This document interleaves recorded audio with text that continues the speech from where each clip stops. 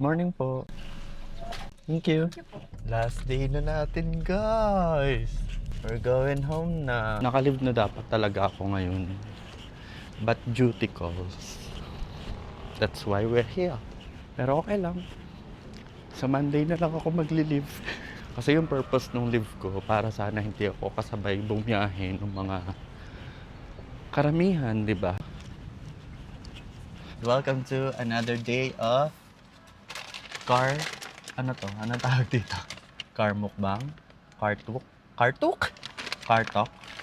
Basta yan. Sobrang limited nung food choices nila ngayon.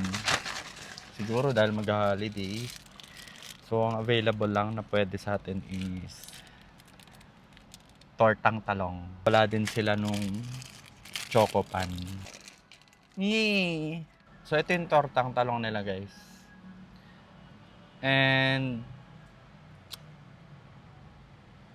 I think hindi siya sulit.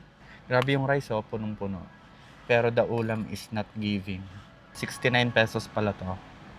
Taste test. Sarap naman yung tortang talong nila, kaso in-expect ko mas marami din yung serving nung torta, which is not.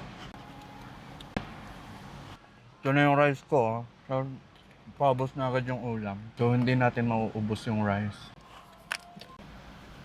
Naubos ko yung rice actually. Tinipid ko na lang yung ulam. Thank you, Lord. Solid.